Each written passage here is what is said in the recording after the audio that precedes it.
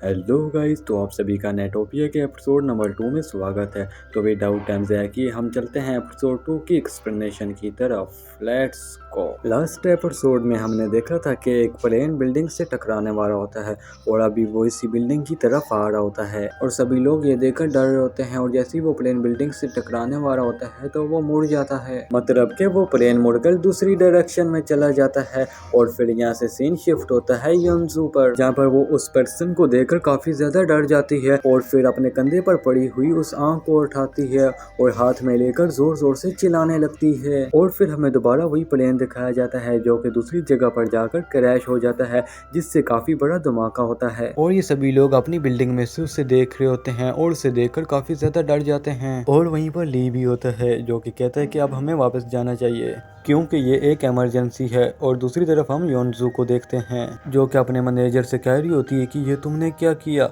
और दूसरी तरफ वो पर्सन अभी भी जिंदा होता है और योंजू उससे कहती है कि क्या तुम ठीक हो।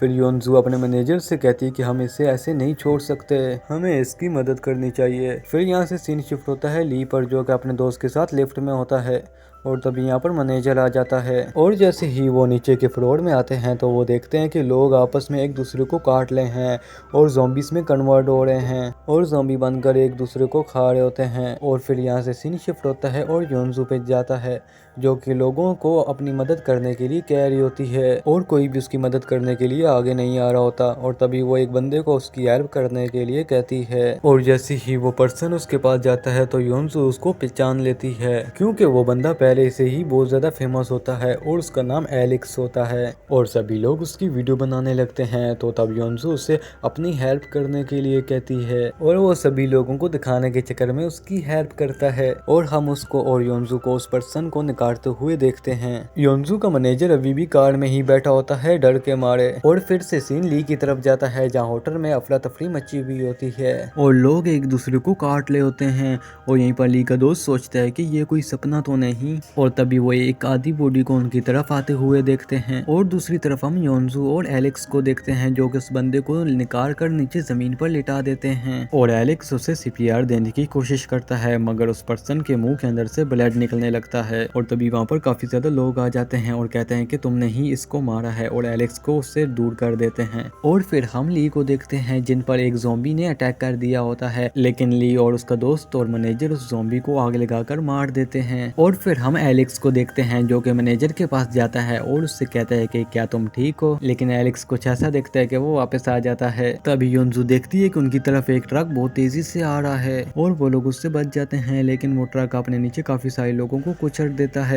दूसरी तरफ हम ली और मैनेजर को देखते हैं जहाँ पर मैनेजर कार पर किसी से बात कर रहा होता है और फिर वो उन लोगों को बताता है कि नीचे के फ्लोर पर भी ऐसी ही कंडीशन है। दूसरी तरफ हम योंजू को देखते हैं जहाँ पे सड़क पे काफी सारे ज़ॉम्बी घूम रहे होते हैं और मैनेजर के पीछे भी वही ज़ॉम्बी लग जाता है जिसको उन्होंने उड़ाया था और योंजू के पास कोई नहीं होता। और दूसरी तरफ ली का दोस्त कहता है कि क्या हमारी फैमिली ठीक होगी, और वो अपना लाइटर निकाल कर अपने सर पर लगाने लगता है और फिर वो दोनों ही ऊपर जाने लगते हैं और 75 फ्लोर पर पहुंचते हैं। और फिर हमें योंजू दिखाई जाती है जो कि एक सैलून में होती है और उसके साथ एक लेडी भी होती है और वहाँ पर योंजू अपनी माँ से बात कर रही होती है और अपनी माँ को घर पर रहने के लिए ही कहती है और उसकी माँ कहती है कि तुम भी ठीक रहना। और फिर वो ली को फोन करने लगती है, लेकिन ली का फोन बंद होता है और वो उसको मैसेज करती है कि जब भी तुम इस मैसेज को देखो तो मुझको फोन करना। और फिर दोबारा से सीन ली पर जाता है जहाँ पर उनको एक लड़की मिलती है जो कि उनको पहले भगा रही होती है, लेकिन ली कहते हैं कि हम लोग ज़ॉम्बी नहीं हैं। और फिर वो लोग एक साथ मिल जाते हैं। फिर हमें सोल्जर दिखाए जाते हैं जो कि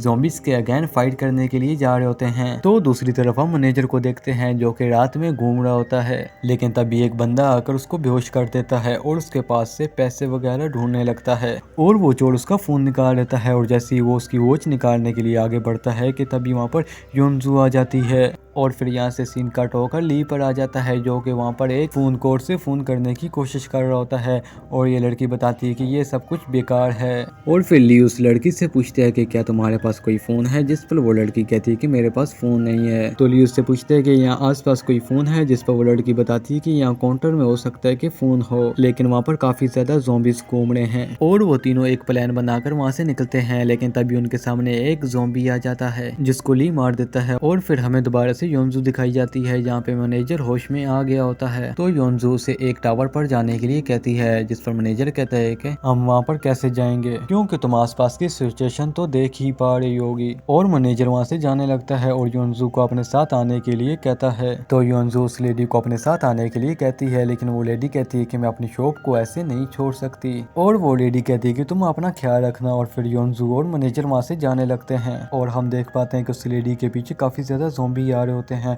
और उस लेडी को नहीं पता होता। और फिर हम दोबारा से होटल में आते हैं जहाँ ली और उसका दोस्त और वो लड़की देखती है कि शेफ एक गेट को पकड़कर खड़ा होता है जिसके सामने बहुत ज्यादा ज़ॉम्बी होते हैं, लेकिन वो कांच टूटना स्टार्ट हो जाता है और ये दिखाते हुए यहाँ पर एपिसोड एंड होता है। और अगर आपको ये एक्सप्लेनेशन पसंद आई है तो हमारी वीडियो को लाइक और हमारे चैनल को सब्सक्राइब करके जाना।